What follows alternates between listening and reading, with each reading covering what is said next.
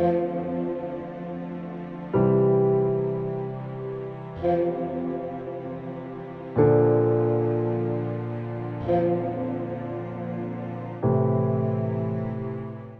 کلام میں سے ہمارے لیے آج کی تلاوت تکوین کی کتاب اس کا 44واں باب 18ویں آیات سے 21ویں آیات تک، 23 آیات سے 29ویں آیات تک، 45واں باب اس کی پہلی آیات سے 5ویں آیات تک۔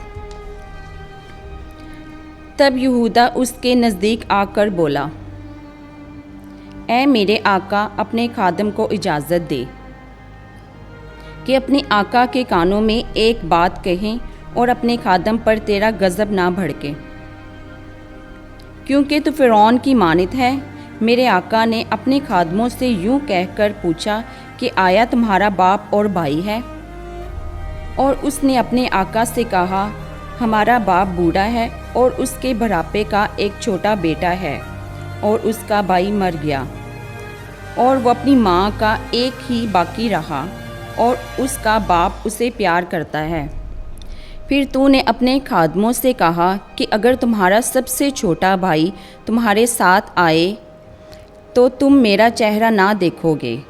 اور یوں ہوا کہ جب ہم اپنے باپ تیرے خادم کے پاس گئے تو ہم نے اپنے آقا کی باتیں اسے بتائی، اور ہمارے باپ نے کہا، پھر جاؤ اور ہمارے لیے کچھ گلا خرید کر لاؤ۔ ہم بولے کہ ہم نہیں جا سکتے، اگر ہمارا سب سے چھوٹا بھائی ہمارے ساتھ ہو تو ہم جائیں گے، کیونکہ ہم اس شخص کا چہرہ نہ دیکھ پائیں گے جب تک کہ ہمارا سب سے چھوٹا بھائی ہمارے ساتھ نہ ہو۔ اور تیرے خادم میرے باپ نے ہم سے کہا، تم جانتے ہو کہ میری بیوی سے میرے لیے 2 بیٹے ہوئے، ایک مجھ سے جاتا رہا اور میں نے کہا وہ پھاڑا گیا، اور میں نے اب تک اسے نہیں دیکھا۔ اب اگر تم اسے بھی میرے سامنے سے لے جاتے اور اس پر کچھ آفت آ پڑے تو تم میرے بڑھاپے کو غم کے ساتھ برزخ میں اتارو گے۔ تب یوسف اپنے آپ کو ان سب کے آگے جو اس کے پاس کھڑے تھے ضبط نہ کر سکا، تو حکم دیا کہ سب باہر نکل جائیں، تاکہ جب وہ اپنے آپ کو اپنے بھائیوں پر ظاہر کرے کوئی غیر شخص ظاہر نہ ہو۔ تب یوسف نے اپنے آپ کو اپنے بھائیوں پر ظاہر کیا، اور وہ بلند آواز سے رونے لگا، اور مصریوں اور فرعون کے تمام گھرانے نے سنا۔ اور یوسف نے اپنے بھائیوں سے کہا، میں یوسف ہوں، کیا میرا باپ اب تک زندہ ہے؟ تب اس کے بھائی اسے جواب نہ دے سکے، کیونکہ اس کے سامنے گھبرا گئے۔